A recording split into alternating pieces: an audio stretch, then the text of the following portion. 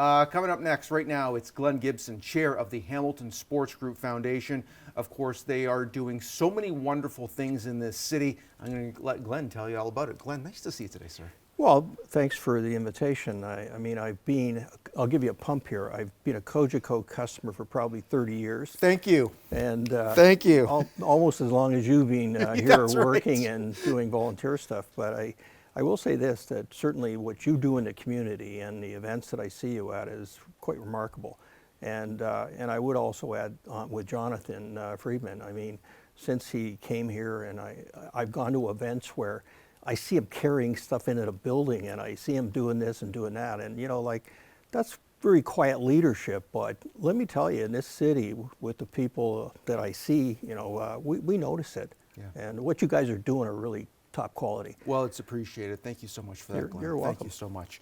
Let's talk about what HSG is doing now, especially for the youth and empowering them.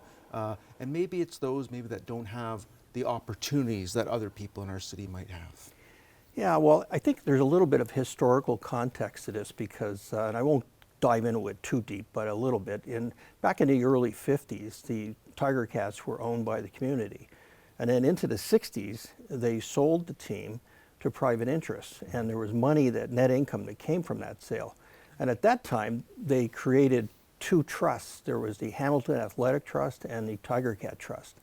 And so since the 1960s in this city, those two trusts have been sprinkling out money to young people and kids that are disadvantaged, to fund sports activities. Yeah. And so it all kind of evolved into 2013. We've got the new stadium, and we formed a partnership with the Hamilton Bulldog Foundation. That's right. And so they have partnered with us successfully for a long time in executing on the 50-50 draw, which is the biggest revenue generator for any foundation. Of course. And you have Michael Andelar and Steve Stayos and the lovely Peggy Chapman, who is a force of nature that's done a terrific job on their behalf. But of course, in the last year or so, Michael's in Ottawa with the Senators and with Steve, and we have Peggy down in Brantford, but of course, they sold the team to the Hyman family. So all of this sort of come together where Scott Mitchell approached me and said, you know what, Glenn, how would you like to set up this foundation for the sports group? And I said, absolutely. And then, of course, I found out that I'm dealing with lawyers, Canada Revenue, AGCO. Not what you signed up for necessarily. I'm a year and a half in. I'm still dealing with all of the intricacies and the governance of setting up a foundation. Yeah. So that's all the back end of what you're seeing. But the front end of it is that, and it was really quite good, is that both of these governance groups require you to set out your purposes. Yes. So we have very distinct purposes in our foundation for funding food for kids, funding lower income families that can't afford to participate in sports. Mm-hmm. And so it's very focused, and so people coming to us for money as we roll this out the foundation are going to have to align with our purposes before they get any money. So it makes a lot of sense. So and by reducing those barriers, you're getting kids out, getting active, getting them involved with other individuals, and really, Glenn, also learning life skills that they will hopefully take with them for quite some time. Well, and we're also building on what the Tiger Cats have already done, because the sports group itself with the players, I think they had 450 events last year that they attended. They had statistics coming out your wazoo of staff and players attending 500 schools and doing this and doing that. And so we actually get to build on value on value.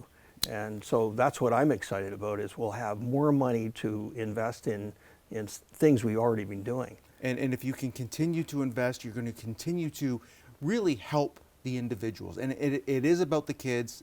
I know it's an old saying, but our kids are our future. Yeah, there's no question about that. And if you look at some of the camps we run, and I'm thinking out loud as well, there's an integration that goes on with our corporate partners with the Tiger Cats.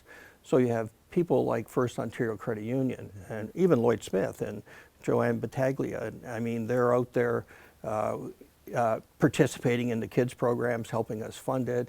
and you've got the Pioneer program, which involves Indigenous youth, and you've got LaUna, that's involved with things. This is the royalty of Hamilton. Yes. That sits behind things and works with us in collaboration to produce, and it's quiet. I don't think a lot of people really understand that. No, and I'm really glad that you were able to come in and help us understand that. Help me, educate me as well, because it is important to know what is going on behind the scenes, behind all the pomp and circumstance, if you will. There's real hard work being done by some great individuals. Thank you. And whatever we do, it has to be governed by, at the end of the day, a report card that shows that we're effective. Of course. And there's different stories that come out. And I'll give you a quick story because it's got to be really quick. It'll be really quick. Simone Lawrence. Oh. Goes to high school. I'm standing there. All the football teams gather around. He says, okay, he says, raise your hand if you're a really good student. And 70% of the kids put their hand up. And then he said, look around you. And they all looked around, and he said, those kids that didn't put their hand up, they need help. By 5 o'clock tomorrow, I want you to give me a list of you helping those kids get their marks up. Leadership at its finest, and a voice that people listen to. Mr. Gibson, yes. Thank you so much for your time. Really thank appreciate you for inviting me. We have to have you back for a further update, okay? Anytime. Wonderful.